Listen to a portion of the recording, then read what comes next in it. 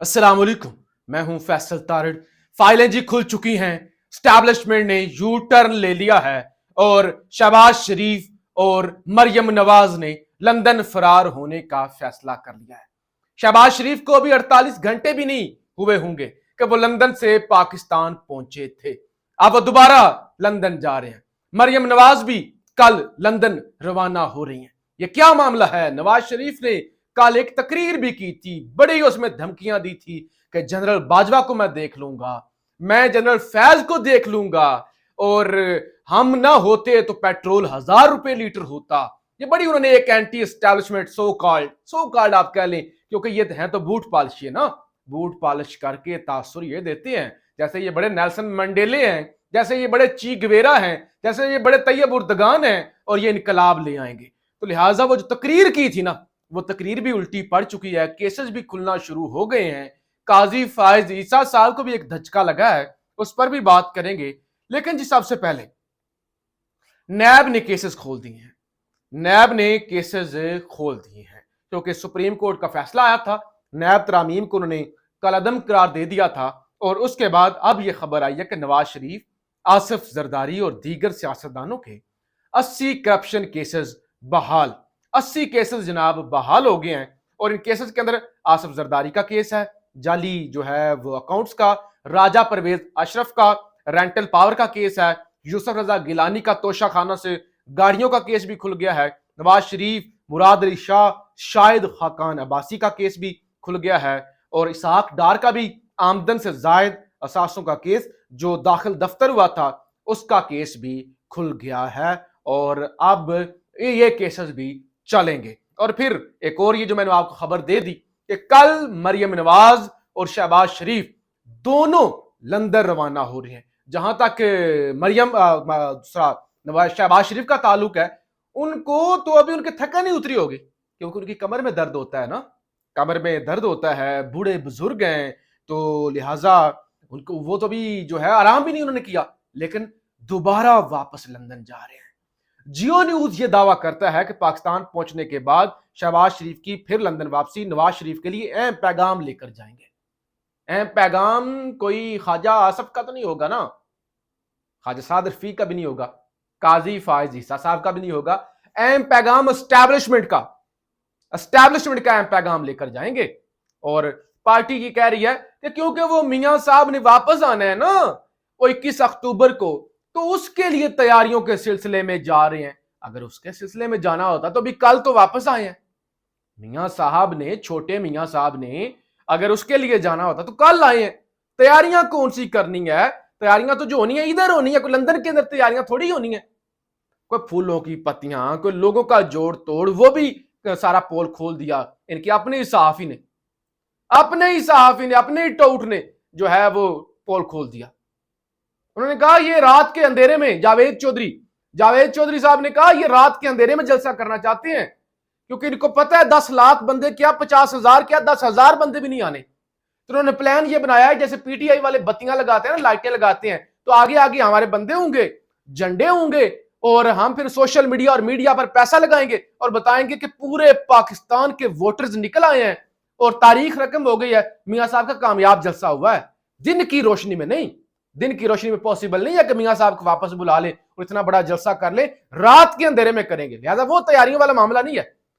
जरा ये कहते हैं मियां साहब ने जो तकरीर की है ना, इनकलाबी बनने की कोशिश की है, बढ़ के लगाने की कोशिश की है। और अता तारड़ भी कह रहे थे जी वो तो 3 दफा वजीर आजम रह चुके हैं, उनको इक्तदार की कोई लालच नहीं, वो अब सिस्टम ठीक करना चाहते हैं, वो अदारों को कहना चाहते हैं कि अपनी अपनी लिमिट में रहो, अपनी अपनी औकात में रहो, अपनी अपनी हद में रहो। लेकिन जियो न्यूज ने बता दिया, उन्होंने कहा पैगाम लेके जाएंगे, अहम पैगाम लेके जाएंगे। मरियम नवाज जुमेरात की शाम और शहबाज शरीफ रात को लंदन पहुंचेंगे।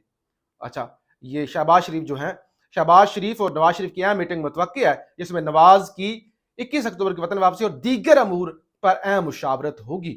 तो लिहाजा वो जो नवाज शरीफ ने इनकलाबी बनने की कोशिश की है ना, ताकतवरों ने जवाब दिया है कि सीधे हो जाओ, इतना ज्यादा होशियार होने की जरूरत नहीं है। ये जो मियां साहब आप जो बयानियां बनाने की कोशिश कर रहे हैं, फैज हमीद को रगड़ रहे हैं, चलो फैज हमीद को तो रगड़ लें, लेकिन जनरल बाजवा हमारी रेड लाइन है। आपको पता है जनरल बाजवा को आर्मी, ये मौजूदा जो आर्मी चीफ है, उन्होंने अपने साथ बिठाया था, हालांकि बड़ी तनकीद हो रही थी, لیکن جب وہ ریٹائر ہوئے تو مہینے ایک بعد کی تقریب تھی، شاید مارچ کے مہینے میں، یہ مارچ 23 مارچ کا دن، تو انہوں نے ساتھ بٹھایا تھا اپنے، کیا پیغام دیا تھا کہ پی ٹی آئی والے یا کوئی بھی تنقید نہ کرے، باجوہ ہماری ریڈ لائن ہے. تو انہوں نے باجوہ پر تنقید کرنا شروع کر دی. تو شہباز شریف کو انہوں نے بتایا کہ بندے کے پتر بن جائیں، یہ والا کام نہ کریں. اور اب شہباز شریف جناب واپس جا رہے ہیں. 4 مہینے ہو جائیں چکے ہیں، مئی، جون، جولائی، اگست، ستمبر بھی گزر گیا، 4-5 مہینے ہو گئے. اور اب جناب 4 مہینوں کے بعد عمران خان کے خلاف 9 مئی کے جو واقعات ہیں نا، ان میں بغاوت کی دفعات شامل کی. ابھی یاد آیا کہ یہ باغی بھی ہے، پاکستان کے اندر 3 کینسر کے ہسپتال بنانے والا، نمل یونیورسٹی بنانے والا، پاکستان کا مقدمہ انٹرنیشنل کمیونٹی میں اقوام متحدہ کے اندر اٹھانے والا، کشمیر کی وکالت کرنے والا. آپ لوگ کشمیر کو بھول چکے ہیں، جو حال ہے بھارت کے رحم و کرم پر ہے کشمیر، وہ باغی ہے. بغاوت کیا اس نے ملک سے، غدار ہے ملک کا. بغاوت کے مقدمہ دفعات شامل کی ہیں. اور 4 مہینے بعد یاد آیا کہ بغاوت بھی ہوئی. اچھا بغاوت بھی ہوئی ہے، وہ بھی. اور پھر جناب ٹیلی تھون، وہ جو سیلاب پر خان نے جو ہے نا ٹیلی تھون کی تھی نا، کوئی 5 ارب کے قریب جو ہے وہ فنڈ کہتے ہیں اکٹھے ہوئے تھے. تو اس میں کہتے ہیں کہ ٹیلی تھون کے فنڈ کا غلط استعمال، عمران خان کے خلاف کرپشن کا ایک اور کیس تیار. تو یہ جناب ٹیلی تھون کا 2022 میں انہوں نے ٹیلی تھون کی تھی، اور اس کے لیے بھی نیب کو انکوائری کا حکم دے دیا گیا ہے.